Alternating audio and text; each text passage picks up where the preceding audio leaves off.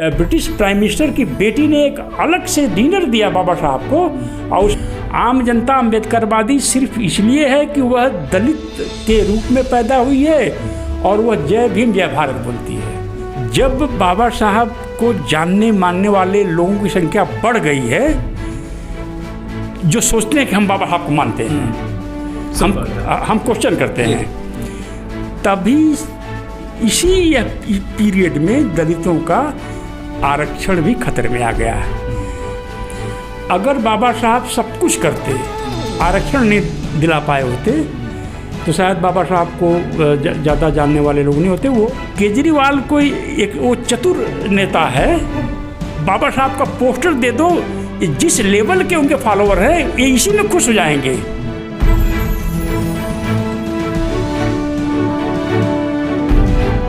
जय भीम, नमस्कार। आप देख रहे हैं दलित दस्तक। अंबेडकर जयंती का मौका है, अंबेडकर माह में है हम लोग, अप्रैल महीने में। कितना अंबेडकरवाद इस बीच में, इस दौर में कितना बदला, आज के वक्त में अंबेडकरवाद की क्या स्थिति है और अंबेडकरी समाज कहाँ खड़ा है, इस बारे में हमारे साथ बातचीत करने के लिए चंद्रभान सर। आप सब कोई जानते हैं, चिंतक हैं, लेखक हैं, पत्रकार हैं और तमाम मुद्दों पे एक अलग तरह की बात रखने के लिए जाने जाते हैं। आपके लिए अंबेडकरवाद के क्या मायने हैं?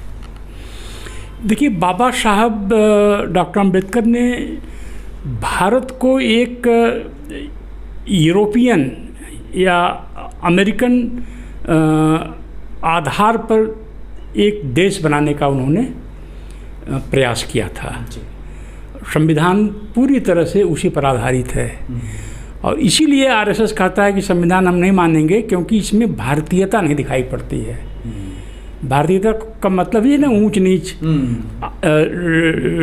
आदि आदि। तो बाबा साहब अंबेडकर भारत को एक आधुनिक वेस्टर्न टाइप का एक नेशन बनाना चाहते थे, और मुझे लगता है कि वेस्टर्न सोसाइटी में डिस्क्रिमिनेशन जिस तरह से भारत में है हज़ारों साल से, वो ऐसा कभी हो नहीं सकता। स्लेवरी आई वेस्टर्न सोसाइटी में, ब्लैक लोगों को स्लेव बनाया और स्लेवरी ख़त्म भी किया। आज ओबामा साहब 2 बार राष्ट्रपति बन चुके हैं, अमेरिकन डिफेंस सेक्रेटरी बन चुके हैं ब्लैक वहाँ के। तो ये अम्बेडकर बात का जो सबसे जो बड़ा जो है ये पहलू है, और आरक्षण वगैरह तो बाद की बातें हैं, ये सब उसके मुकाबले छोटी बातें हैं। एक नया नेशन, एक नई सिविलाइजेशन वो खड़ी कर रहे थे, और संविधान में वो दिखाई पड़ता है। रिपब्लिक उनका ब्रेन चाइल्ड है, बौद्धिक संतान है, और उन्होंने ऐसा एक रिपब्लिक बनाया जो विलेज रिपब्लिक्स को जिसने ख़त्म किया है, विलेज रिपब्लिक को जिसने ख़त्म किया है। गांव में किस तरह से ऐसी भी स्टोरी है कि 25 पैसे 4 आने के लिए दलित लोग अपनी महिलाओं के गहने लोगों के यहाँ गिरवी रखते थे। 25 पैसे के लिए 1 रुपये की सैलरी पर महीने भर काम करते थे जो हलवा थे। उस सिस्टम को दलित बस्ती में जोर से आवाज़ लगाकर, गालियां देकर जमींदार दलित मजदूरों को थोड़ा लेट हो जाता था बुलाते थे। उस सिस्टम को ख़त्म किया अंबेडकरवाद ने।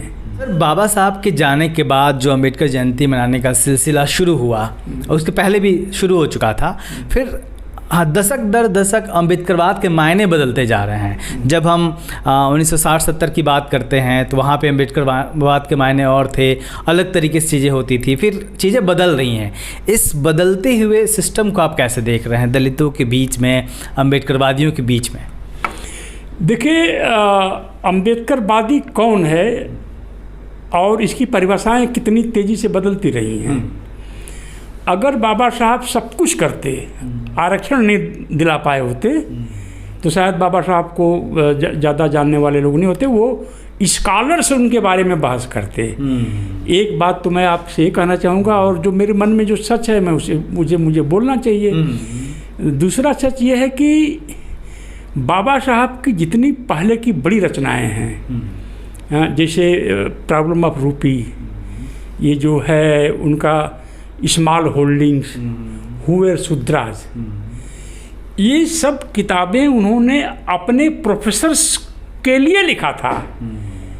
यह वहाँ एक डिजर्टेशन लिखने की प्रथा थी, जैसे कि इंडिया में JNU में MPhil लिखते हैं लोग, तो एक थीसिस लिखते थे, तो अच्छा लिखेंगे तो अच्छा नंबर मिलेगा। तो ये उस समय के माने जाने फिलासफर्स के लिए किताबें लिखी गई हैं।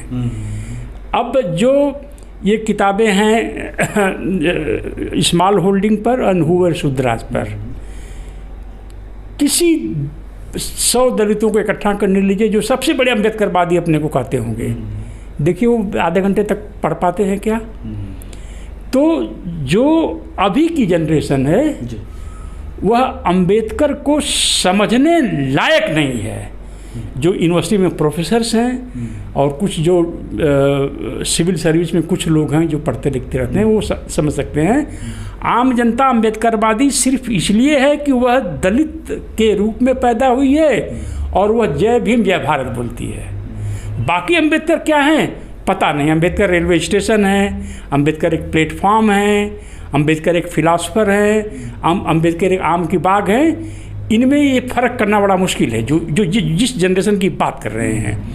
लेकिन सर चीज़ें लगता नहीं कि बदली हैं।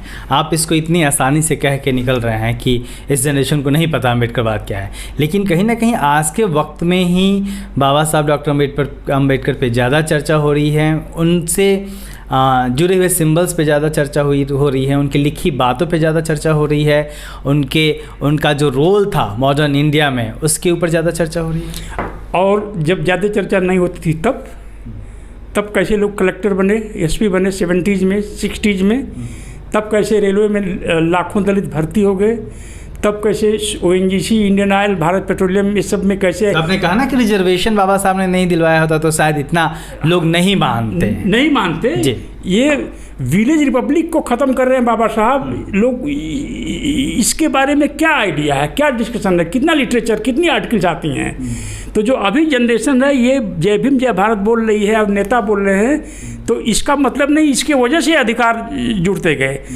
ये अगर मैं आपसे काउंटर क्वेश्चन करूं, जब बाबा साहब को जानने मानने वाले लोगों की संख्या बढ़ गई है जो सोचते हैं कि हम बाबा साहब को मानते हैं, हम क्वेश्चन करते हैं, तभी इसी पीरियड में दलितों का आरक्षण भी खतरे में आ गया है। जो पहले एक सरकारी भर्तियों का कैलेंडर था कि जून में इतने सिपाही की भर्ती है, इतने दरोगा की भर्ती है, इतने मास्टर की, हर एक का कैलेंडर था। आप कभी देखते हैं सिस्टम था कि कब किसकी भर्तियां निकलनी है, लोग तैयारियां करते थे। एग्जैक्टली। अब इंडियन ऑयल में कहीं भर्ती का देखा है विज्ञापन, इंडियन ऑयल, ONGC, NTPC, भेल, सेल आदि आदि आदि। तो अभी जब अम्बेडकर के बारे में जागरूकता बढ़ी है तो ये सब खत्म क्यों हो रहा है? आज क्यों RSS चाहता है कि सरकारी बैंक प्राइवेटाइज हो जाए?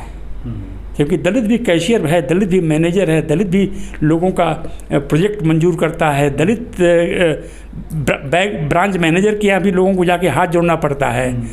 तो जब बहुत सारे अम्बेडकरवादी हो गए तो ये ख़त्म क्यों हो रहा है? ये सवाल है, बड़ा सवाल है। क्योंकि देखिए बाबा साहब का हथियार क्या था? आर्गूमेंट। राउंड टेबल कॉन्फ्रेंस में कोई नहीं, आपके सवाल बिल्कुल जायज़ है। टैंक और तलवार थोड़ा लेके गए थे, वो तो हैट था, सूट था, पेन थी और आर्गूमेंट था। तो मैं इसी वजह से उनकी चर्चा दुनिया भर में होती है, इसी वजह से होती है। तो ये जो जगह अम्बेडकरवाद चारों तरफ फैले हैं और नेताओं को भी पता है कि ये अम्बेडकरवादी जो अपने को उछल के बोल रहे हैं अम्बेडकरवादी हैं, इनका जय भीम भारत, जय भीम जो कर रहे हैं, इनकी अंडरस्टैंडिंग अम्बेडकर की क्या है इनको इसका भी पता है। मैं आपको 2 एग्जाम्पल दूंगा।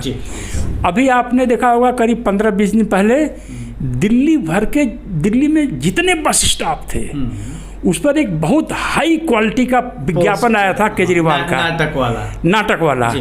दिल्ली में कितने बस स्टॉप होंगे अंदाज़ा लगाइए आप। मोर देन 1000 होंगे। तो इसमें कम से कम 1000 करोड़ रुपए का विज्ञापन खर्च हुआ होगा जी। तो केजरीवाल कोई एक वो चतुर नेता है, उसे ये पता है कि 1000 करोड़ से अगर हम 50 दलितों को अमेरिका भेज देंगे पढ़ने के लिए तो वो खतरनाक सिद्ध होंगे, व्यवस्था के लिए खतरनाक सिद्ध होंगे, दलितों के लिए वो नए रोल मॉडल का काम करेंगे। तो बाबा साहब का पोस्टर दे दो, जिस लेवल के उनके फॉलोवर हैं ये इसी में खुश हो जाएंगे। दूसरा, जो पंजाब के मुख्यमंत्री जब बने थे चन्नी साहब, तो मैंने उनके यहाँ किसी खास उनके जानने वाले से मैसेज भिजवाया था कि पता नहीं सरकार दोबारा आएगी कि नहीं आएगी, आप 100 दलितों के लिए एक फंड भेज दीजिए, हर महीने हर साल 100 दलितों को विदेश भेजेंगे। जो टॉप 100 यूनिवर्सिटीज़ में एडमिशन लेना दलित बच्चों का काम है। पंजाब सरकार 100 बच्चों को स्पॉन्सर करेगी। 4 साल का कोर्स अंडर ग्रेजुएशन का है तो इतना खर्चा आएगा, वो आदि। तो उन्होंने उसको इग्नोर करके बाबा साहब के नाम पर 80 करोड़ का एक मेमोरियल बनाने का फैसला किया। तो वो नेता हैं, उनको भी ये मालूम है कि 100 दलित को हम अमेरिका भेजेंगे तो दलित समाज इससे खुश नहीं हो जाए। तो उसको भी मालूम है कि उनको भी मालूम है कि दलित इस बात से नहीं खुश हो जाएगा कि हम 100 दलितों को हर साल अमेरिका भेजेंगे, इस बात से खुश हो जाएगा कि बाबा साहब का एक मेमोरियल बना देंगे। तो सर ऐसा क्यों हो रहा है? जब बाबा साहब की इतनी बातें हो रही हैं, दिन भर व्हाट्सएप पे मैसेज चल रहे हैं, गाने बन गए, तमाम चीज़ें हो गई, तब इतनी कम अंडरस्टैंडिंग क्यों है? क्योंकि बाबा साहब को लोगों ने बाबा साहब की फ़ोटो देखी है और किताबें नहीं देखी हैं। किताबें देखी भी हैं तो उसको पढ़ने की जो काबिलियत होनी चाहिए उसको नहीं डेवलप किया है। मैं एक उदाहरण दूं, जो बाबा साहब ने एक मैनिफेस्टो बनाया था, scheduled caste emancipation draft manifesto, 17th volume में छपा है। महाराष्ट्र के दलित विद्वान लोग इसको पहले वॉल्यूम में जरूरी छापना नहीं समझे, 17th वॉल्यूम में छपा है। एक ही ऐसी कोई चीज़ बाबा साहब ने लिखा जिस पे डायरेक्ट शेड्यूल कास्ट इमेंसिपेशन की बात की गई है। तो उसको 17th वॉल्यूम में छापा गया। उसको आप किसी ऑर्डिनरी जो जय भीम वाले हैं, जय भीम जय भारत वाले हैं, उनको दे दीजिए कि पढ़ के बताओ, तो ये मत लिखिए कि बाबा साहब ने लिखा है, तो फाड़ के फेंक देगा। तो सर आपको ये जो जनरेशन है इससे कोई उम्मीद नहीं है कि अम्बेडकरिज्म को आगे लेके चलेगी या फिर समाज को आगे लेके चलेगी? ये जो जनरेशन है अपने पेरेंट्स के पेंशन पर है जी रही। बाबा साहब द्वारा दी गई पेंशन 2050 में ख़त्म हो जाएगी। कुछ दलित इंडिविजुअल फैमिलीज जिनके बच्चे विदेश चले गए, जिन्होंने बिजनेस खड़ा कर लिया है, कुछ इस तरह से वो बच जाए। ये कब से होना शुरू हुआ इस तरीके की चीज़ें? लोगों को समझ में क्यों नहीं आई? ये 2014 से, जब से ये बीजेपी शासन में आई है। इसमें 2014 में आप कह रहे हैं कि ये चीज़ें होनी शुरू हुई। क्या क्या हो गया है जो लोगों को दिख नहीं रहा है और जो बहुत बड़ा खतरा है? देखिए, जो चीज़ें, एक तो एजुकेशन पर जो सरकार की जो फंडिंग थी वो नाम मात्र की रह गई है। जीरो जो SC/ST को मिलती थी, हाँ, जिसे जीरो बैलेंस पर एडमिशन। तो कोई प्राइवेट डिग्री कॉलेज खोला है या प्राइवेट BEd खोला है तो कूद करके पहले दलित लड़कों को छांटता था, लड़कियों को, क्योंकि उसको मालूम है कि एक मुश्त सरकारी पैसा आ जाएगा उनके अकाउंट में। ख़त्म हो गया, वो फंड ही ख़त्म हो गया। और जो राजीव गांधी फेलोशिप थी जी 40,000 की, उसमें भी प्रॉब्लम आ गई है। बिल्कुल, बहुत जगह नहीं मिले और तमाम आंदोलन भी हुए। अब तो आंदोलन ख़त्म भी होने लगे हैं। वो ख़त्म हो गया। भर्ती की जो शेड्यूल थी हर साल नौकरियों का, वो शेड्यूल ही ख़त्म हो गई। देखिए, RSS की जो विचारधारा है, जितना मैं समझता हूँ, वह इस इकोनॉमी को डिसमेंटल करना चाहते हैं ताकि पुनः लोग गांव की तरफ वापस जाएं। डी इंडस्ट्रियलाइजेशन ऑफ इंडिया, यह RSS का लक्ष्य है। और स्टेट को काफ़ी हद तक डिसमेंटल करना है। इंडिया नहीं, भारतवर्ष बनाना है, जिसमें मनुस्मृति की छवि दिखाई पड़े। हिंदुस्तान बनाना है सर। हाँ, हिंदुस्तान बनाना है। तो ये सब होता रहा और दलित इंटेलेक्चुअल्स इस पर क्यों चुप रहे? क्योंकि जैसे कि आप डॉक्टर हैं जी, आप सर्जन हैं, आप जो है मेडिसिन वाले नहीं हैं, तो कुछ कुछ दवाएं आप बता सकते हैं, लेकिन जब बात आएगी स्पेशलाइजेशन की तो हार्ट की प्रॉब्लम है तो कहीं और जाएंगे आप, आँख की प्रॉब्लम है। तो दलित जो इंटेलेक्चुअल्स हैं, जिसमें मैं भी शामिल हूँ और अब रिग्रेट करता हूँ, वो डेवलपमेंट के स्पेशलिस्ट नहीं हैं, वो अंबेडकर बाद के स्पेशलिस्ट नहीं हैं। वो शेड्यूल कास्ट है, इसलिए अंबेडकरवादी हैं, और माता पिता के पास पैसा है तो जीवन चल रहा है, नौकरी पा गए तो बहुत अच्छी बात हो गई, और सुबह सुबह उठ के व्हाट्सएप पर जय भीम जय भारत बोलना, सावित्री माई की पूजा करना, ये करना वो करना, ड्यूटी ख़त्म। अदरवाइज जब इतनी सारी बड़ी फौज खड़ी हो गई हो तो दलितों के अधिकार क्यों ख़त्म हो रहे हैं? हम दलितों ने स्लोगन लगाना सीखा है, आर्गुमेंट करना नहीं सीखा है। तो सर हम समस्या के बारे में बात करते हैं अक्सर, आपने भी तमाम समस्याएं गिना दी, मैंने भी पूछ लिया। हमने समस्या हम समस्या की बात कर रहे हैं जी जी। आपने हमसे समस्या पूछा है। तो अब सर मैं वही कह रहा हूँ, हम मतलब मैं भी शामिल हूँ उसमें कि हम लोग समस्या की बात करते हैं कि हाँ क्या क्या दिक्कतें हैं, लेकिन होना क्या चाहिए, क्या हो कि चीज़ें ठीक हों, किस तरीके से लोग सोचना शुरू करें, किस तरीके से मूवमेंट बने, क्या आखिर क्या किया जाए? हमें पुनः अंबेडकरवाद की तरफ लड़ना होगा। आप ये बताइए कि बाबा साहब अम्बेडकर ने एक झटके में सारा काम कर दिया या हुक्मरान बनने के बाद कर दिया? हम कई दलित लोग हमसे कहते हैं कि हम आपकी बातों पर पूरा विश्वास करते हैं, लेकिन बाबा साहब ने सब लड़ाई अंग्रेज़ों के समय जीती, तो वो तर्क को मानते थे। तो क्या अंग्रेज़ों के जाने के बाद दलितों के लिए कुछ नहीं हुआ? बैंक का राष्ट्रीयकरण नहीं हुआ? पब्लिक सेक्टर नहीं खड़ा हुआ? बाबू जगजीवन राम और श्रीमती इंदिरा गांधी की सहमति से पेट्रोल पंप गैस एजेंसी में दलितों का आरक्षण लागू नहीं हुआ? राजीव गांधी के नाम पर जो पीएचडी फेलोशिप सैकड़ों हजारों लोगों को मिली होगी, हम समझते हैं, वो काम नहीं हुआ? तो बाबा साहब के लिए बड़े बड़े सवाल क्या थे पूना पैक्ट के बाद?